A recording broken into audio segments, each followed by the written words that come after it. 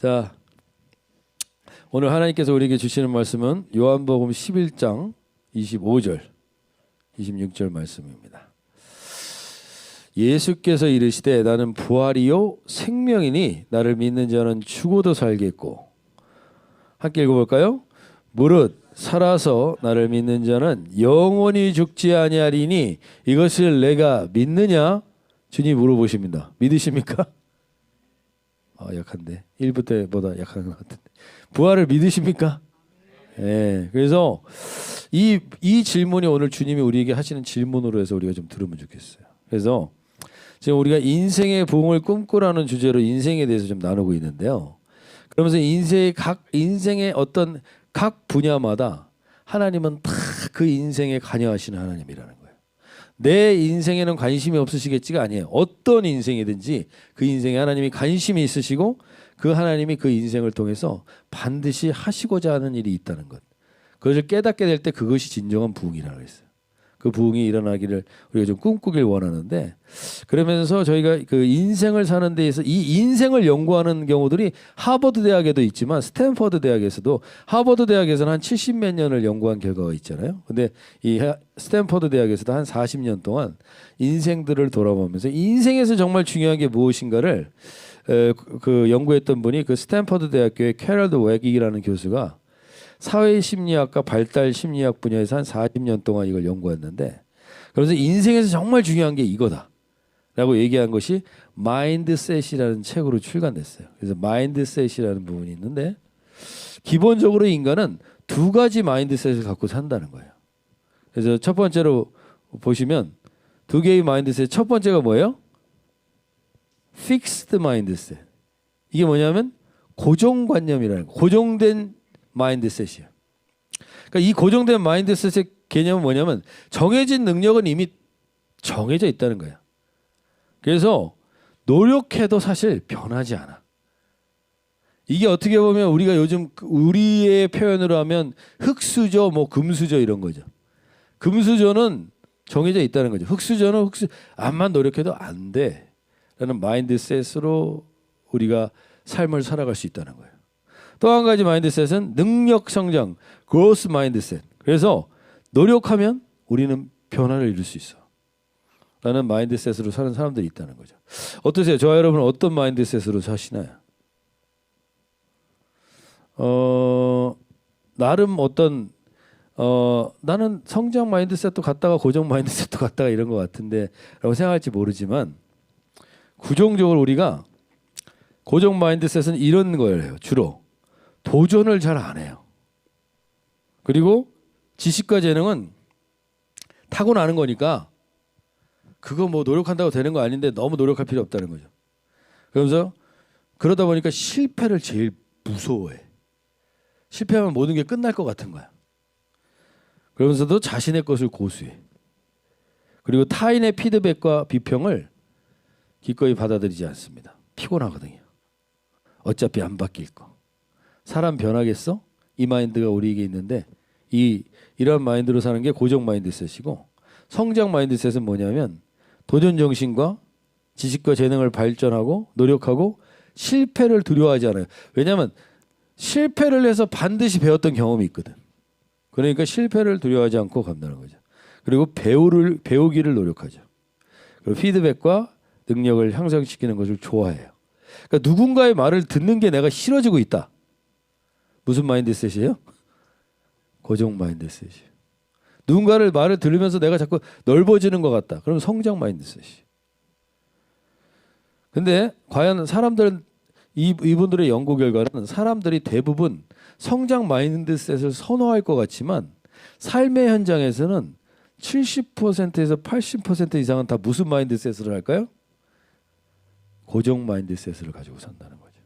그러니까 10년, 우리 안에도 그런 게 있잖아요. 10년 동안 변할 것에 대한 것을 최소화해버려. 과소평가.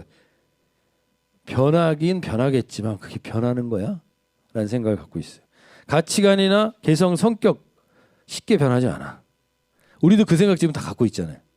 사람이 그게 쉽게 변해? 이게 고정 마인드셋에 우리가 들어져 있는 거죠. 근데 한번 보세요. 저와 여러분을 10년 전하고 지금하고 한번 돌아보세요. 어때요?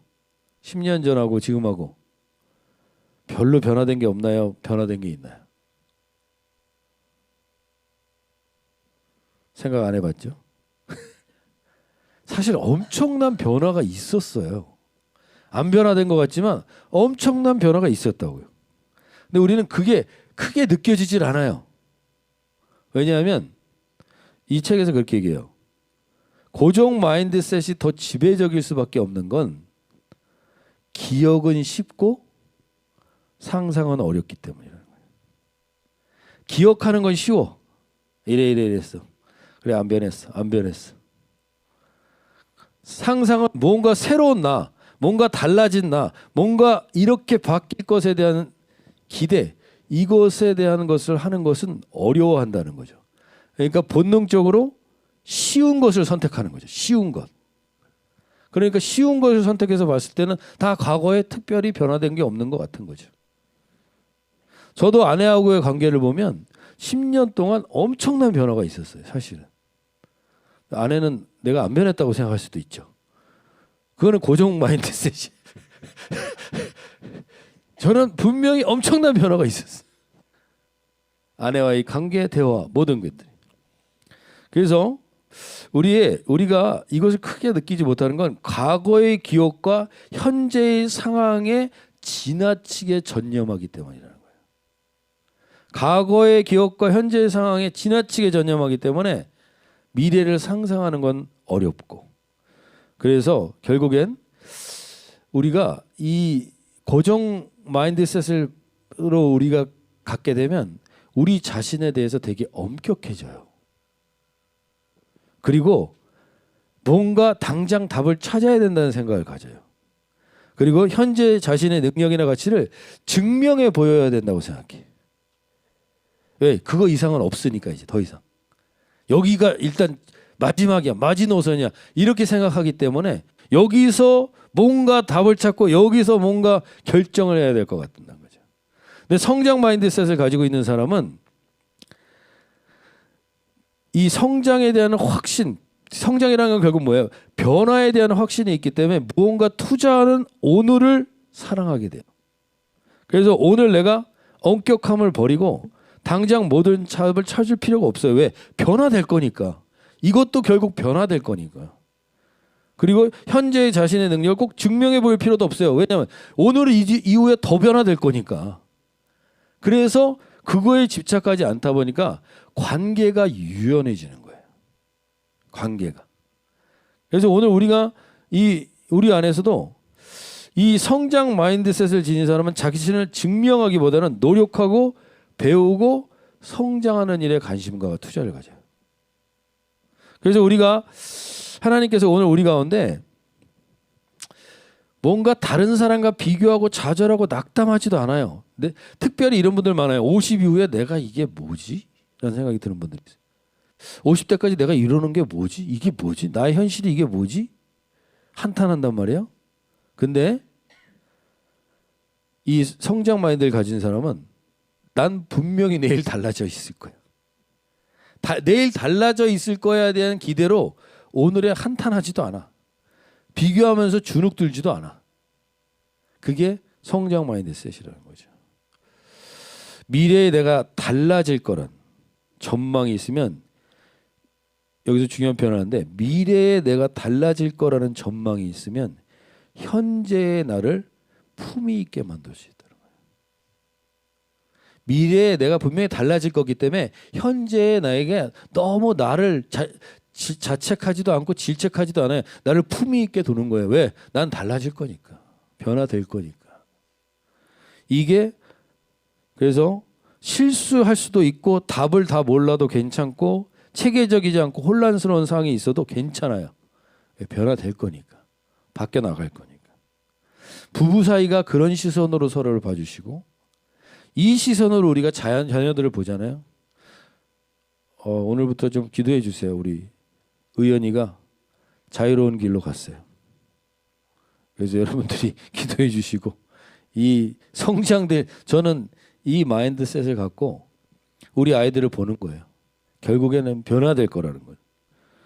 부정적인 언어로 닥다라는 언어로 낙담시킬 필요 없다는 거예요. 왜? 결국엔 변화될 거니까.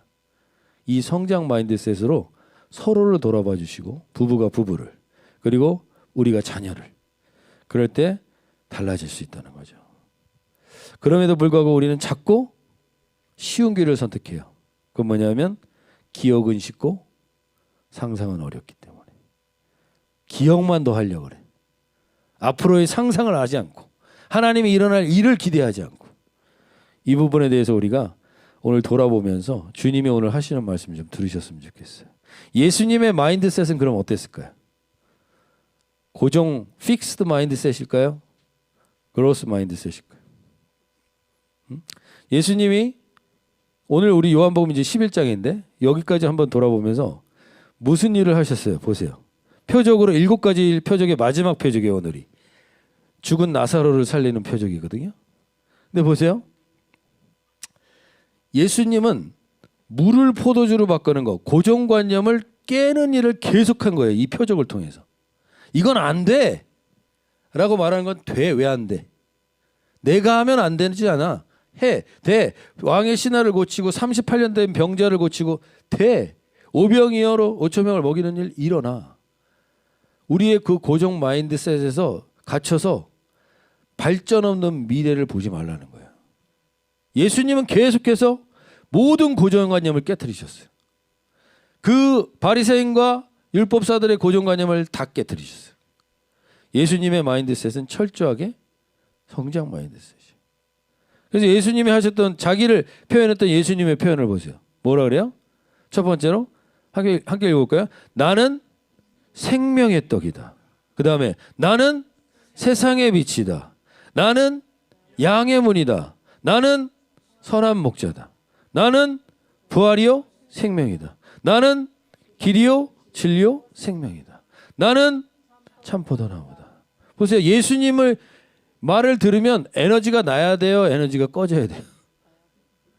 에너지가 나야지. 예수님은 빛이다. 생명이다. 나는 미래에 이걸 약속하는 존재야. 근데 우리가 예수님의 이 마인드셋으로 이 성장 마인드셋으로 상황과 우리의 현실을 보지 않으니까 우리가 자꾸 고정된 관념에 빠져서 변하지 않아. 그러니까 자꾸 불안해하고 그러니까 자꾸 닥달하고 이렇게 된다는 거죠. 오늘 주님이 우리에게 예수님과 가까이 지냈던 이 세 사람의 얘기를 통해서 이 성장 마인드셋으로 미래를 좀 준비하기를 원하시는 이 주님의 음성에 좀 귀를 기울이시면 좋겠는데 성령님이 우리에게 말씀하실 겁니다. 이제 마인드셋을 바꾸자. 우리에게 나도 모르게 지배되고 있었던 우리의 마인드셋을 바꾸는 역사가 있길 바라는데 오늘 예수님이 아주 가깝게 지냈던 이 베다니에 나사로, 마르다, 마리아가 있었는데 그 중에 나사로가 죽을 병에 걸렸어요. 죽을 병에 걸려서 그 급히 누이들이 마르다와 마리아가 사람을 보내서 예수님을 부르는 거죠. 요한복음 11장 3절 보실까요? 함께 한번 읽어볼까요? 이에 그 누이들이 예수께 사람을 보내어 이르되 주여 보시옵소서 사랑하시는 자가 병들었나이다. 성경에서 사랑하시는 자가 병들었나이다라는 표현을 하는 경우가 거의 흔치 않아요. 그런 얘기는 뭐예요? 이 베다니에 있는 이 가족과 예수님이 아주 특별한 관계였다는 얘기죠. 사랑하는 관계. 이걸 강조했어요. 사랑하는 사람이 병들었어요. 문제가 생겼어요. 그럼 우리가 어떻게 돼요? 어떤 반응이 나오게 될까? 여기서 이 마인드셋이 중요해요.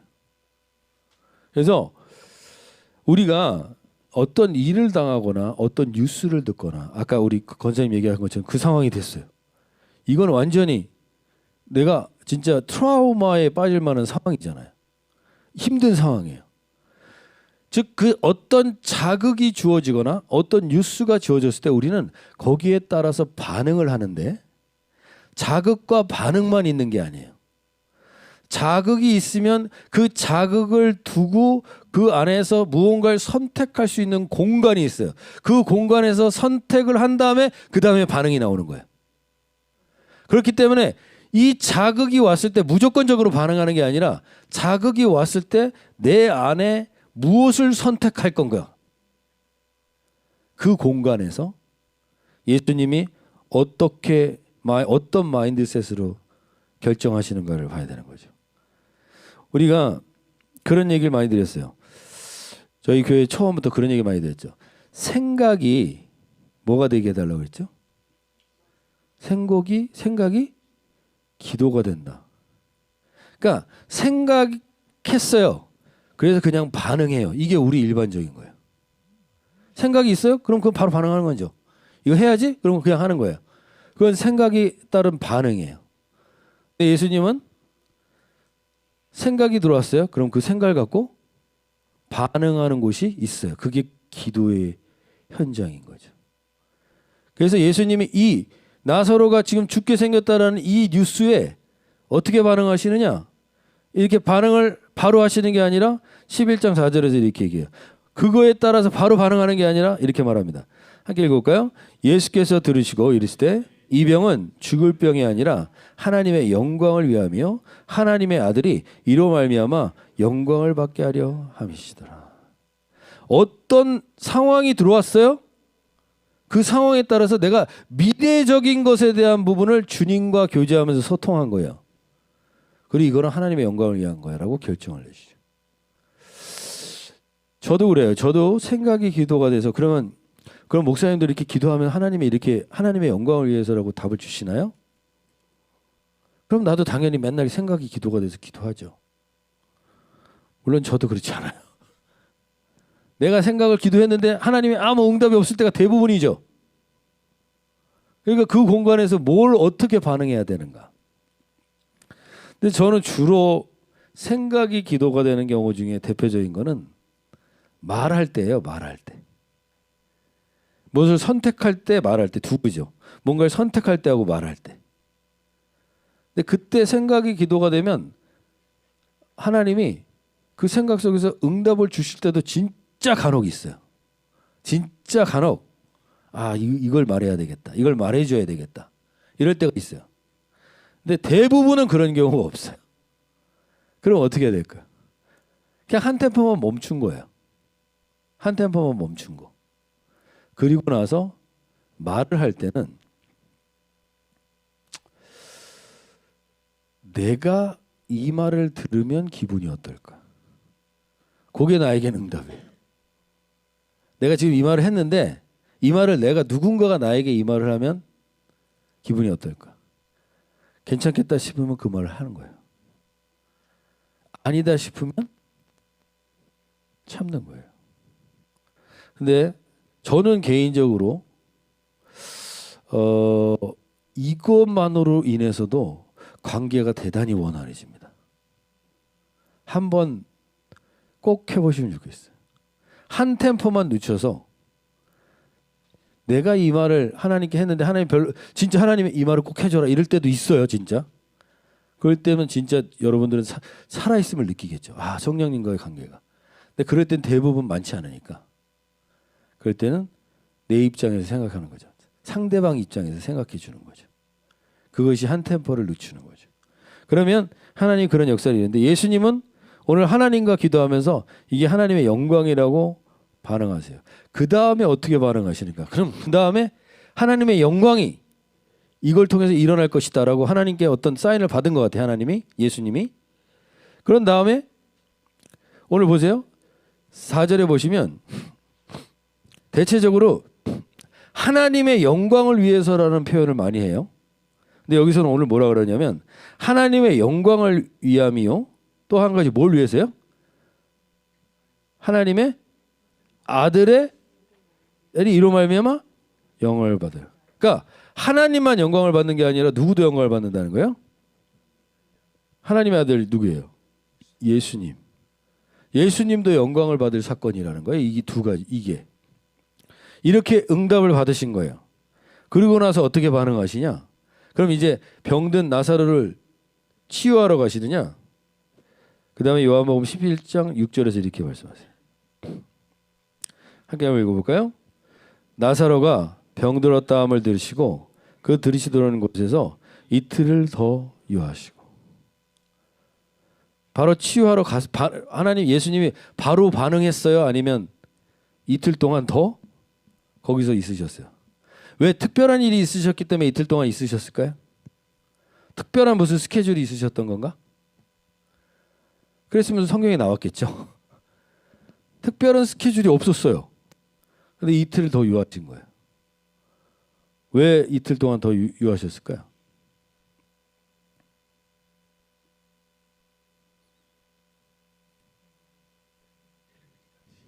때를 기다리신 거.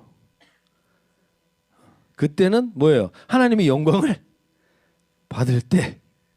그럼 하나님이 언제 영광을 받을 걸까? 왜 이틀 동안 무슨 일이 일어났을까요? 이틀 동안?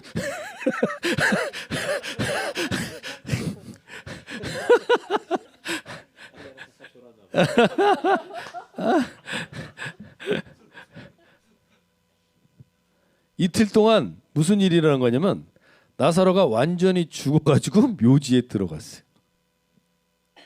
그게 이틀 동안 있었던 일이에요.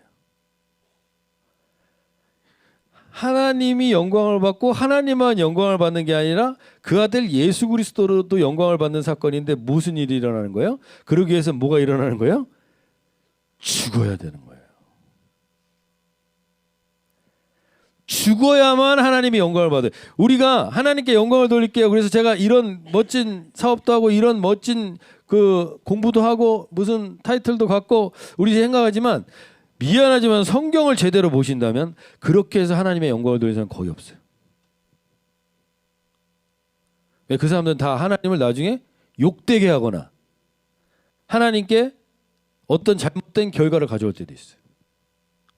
근데 성경은 명확하게 얘기해요. 하나님과 그 아들이 영광을 받게 되려면 걔가 죽어야 돼. 죽을 때까지 기다려요. 죽기 힘들죠. 죽기 힘들어. 근데 한번 우리가 죽어서 하나님이 우리를 통해서 영광 받는 걸 경험해 본다면 우리가 그걸 경험한다면 그 다음을 갈 수 있지 않을까. 오늘 그걸 도전하는 거예요. 결국엔 죽었어요. 죽을 때까지 기다리셨어요. 왜? 그래야 새로운 미래를 열거든요. 예수님은 새로운 미래를 열고 싶어요. 성장 마인드셋은 우리가 새로운 미래에 대한 소망을 갖는 거예요. 과거에 얽매여 있어서 변화되지 않아로 끝나면 그건 절망이죠. 더 이상 소망이 없잖아. 근데 분명히 회복될 수 있어. 분명히 새로운 미래가 열릴 거야. 근데 새로운 미래가 열리려면 일단 죽어야 된다는 거예요. 그래서 죽을 때까지 기다리시는 거예요. 죽어서 다시 죽은 게 아니라 나중에 말하다가 그런 얘기예요. 시체에서 벌써 썩는 냄새가 납니다. 이래요. 완전히 죽어서. 오늘 하나님이 우리가 살아서 팔딱거릴 때는 미안하지만 영광을 못 받으세요. 그래서 죽을 때까지 기다리신 다음에 새로운 미래를 여십니다. 그래서 우리가 유익한 결정을 내리는 첫 단계는요. 미래의 나와 연결이 돼야 되는 부분을 얘기해요. 미래의 나의 입장에서 오늘을 돌아보는 거예요. 그럼 내가 이 결정을 할까? 미래의 나라면 내가 오늘 이런 말 할까? 이런 것들을 돌아. 예수님은 현재를 더 나아지게 하는 방법은 미래를 계획하고 설계하는 거예요. 예수님의 포커스를 잘 보세요. 계속 미래의 포커스를 두세요.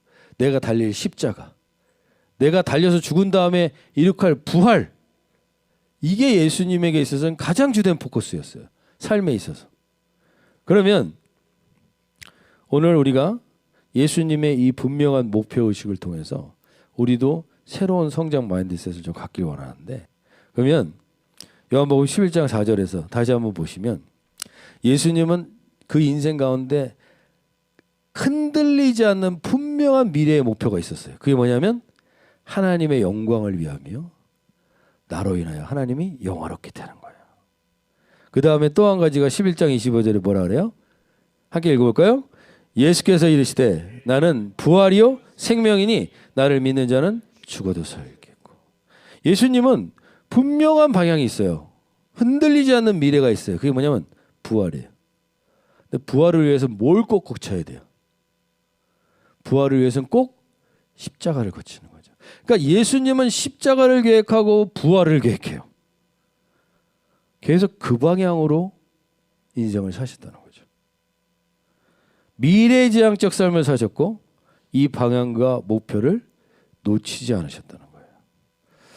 오늘 저와 여러분이 주님께서 오늘이라는 이 하루는 그 미래를 여는 문인 거예요. 오늘이라는 하루가 그냥 오늘 적당히 버티다 끝나는 시간으로 끝나는 게 아니라 미래를 위한 관문이라는 거죠. 그래서 오늘 예수님이 우리 가운데 이 마인드셋을 이제 이 고정관념 마인드셋을 이제 벗어버리라는 거죠. 그래서 요한복음 우리는 계속 예수님은 이 십자가와 부활로 계속 나가시는데 이 미래로 나가는데 계속 마리아와 마르다는 뭘로 얘기하느냐? 마르다가 이렇게 얘기해요. 요한복음 11장 21절에서 마르다가 예수께 여짜오되 주께서 여기 계셨더라면 내 오라버니가 죽지 아니하였겠나이다. 지금 예수님이 계속 미래에 일어날 일을 약속하면서 가요. 너 이렇게 끝나지 않아 라고 말하는데 얘는 계속 뭐에 매달려 있어요? 과거의 기억에. 여기 계셨었더라면 이런 일이 일어나지 않았을 텐데. 여기 계셨었더라면 이렇게 하지 않았을 텐데. 이 얘기를 하면서 우린 그 고정 마인드셋에 계속 묶여있게 되는 거예요. 그 다음 마리아도 똑같아요. 마리아도 이렇게 얘기하죠. 11장 32절에서 마리아가 예수 계신 곳에 가 빼었고 그 발 앞에 엎드려 이르되 주께서 여기 계셨더라면 내 오라버니가 죽지 아니하였겠나이다. 계속해서 미래로 나아가지 못하고 계속 과거에 이랬었더라면 우리도 그렇죠. 그때 그랬었더라면 그러면 우리는 주님이 예배한 그 하시고자 하시는 일이 미래로 나가질 못하는 거예요. 계속 그랬었더라면 내가 반복하고 있다면 나는 고정 마인드셋에 묶여 있는 거예요. 그래서 오늘 주님이 그들을 보면서 이렇게 얘기합니다. 11장 33절 35절 함께 한번 읽어볼까요? 예수께서 그가 우는 것과 또 함께 온 유대인들이 우는 것을 보시고 심령에 비통히 여기시고 불쌍히 여기사 예수께서 눈물을 흘리시더라. 예수님이 왜 비통히 여기셨냐면 내가 자꾸 미래를 얘기하고 약속하는데 계속 과거에 묶여서 그 아픔과 상처만 얘기하고 있는 너희들 보면서 비통하다는 거예요. 눈물을 흘린다는 거예요. 오늘 우리도 마찬가지예요. 하나님이 우리를 통해서도 그러실 거예요. 너 계속 어떻게 그 고정 마인드셋에 묶여가지고 난 너를 반드시 성장시킬 하나님인데 거기에 묶여서 있냐. 주님이 눈물을 흘리신다는 거예요. 우리가 그 상황을 계속 반복하고 있다면.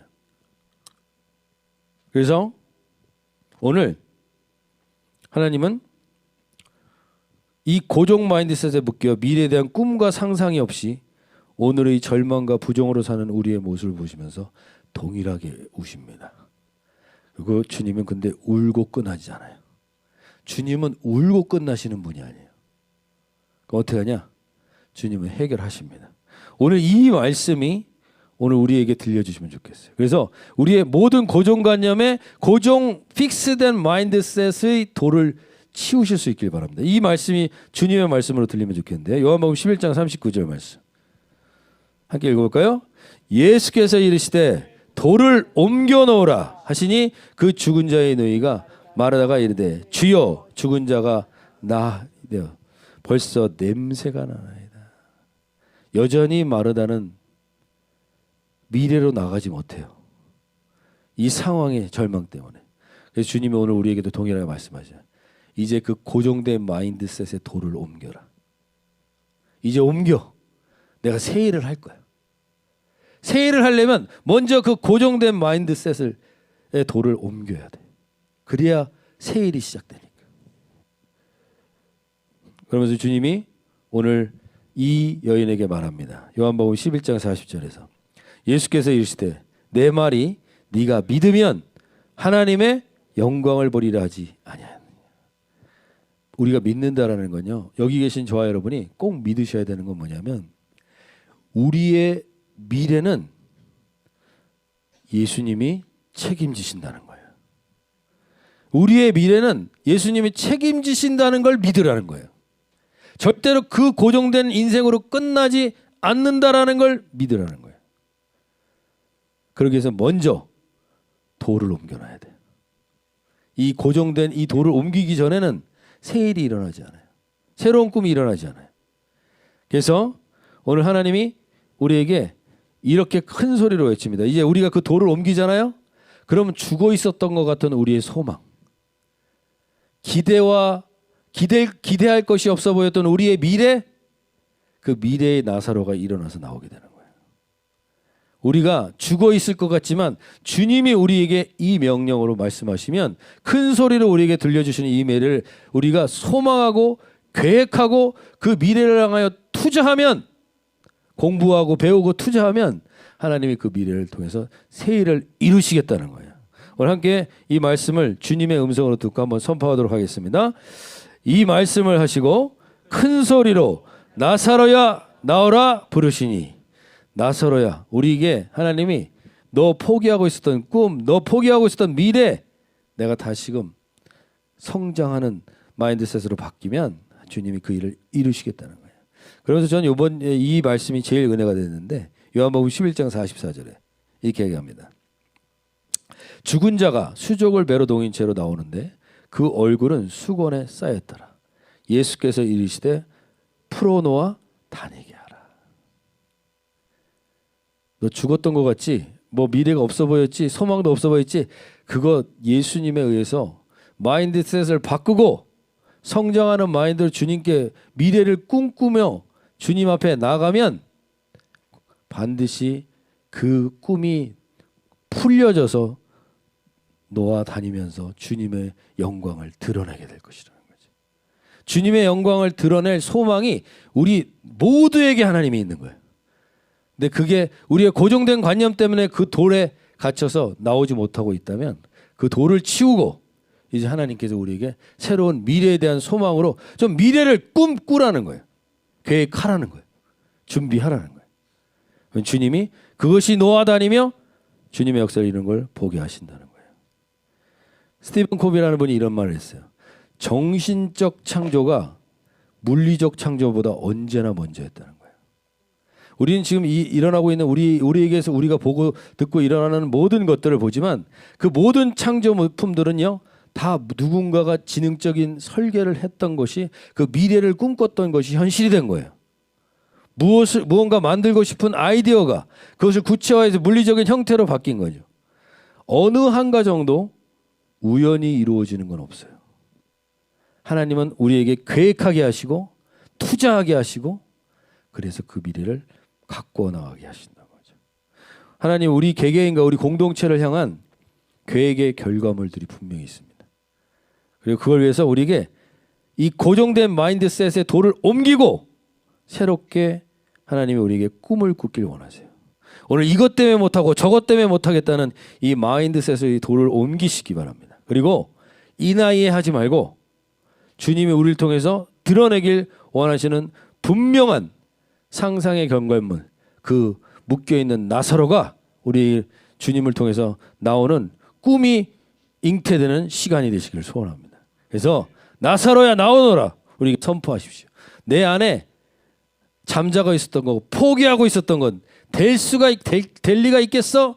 라고 하는 그 모든 것들에 오늘 주님이 말씀이 선포됨으로 인하여 살아나는 역사가 있게 될 줄로 믿습니다. 인간은 모든 행동이 목표지향적입니다. 그래서 인간의 특징은 영원한 관점에서 미래를 기대하는 소망이 반드시 있어야 되는 거예요. 우리는. 그래서 오늘 주님께서 우리를 그러한 통로로 쓰시길 원합니다.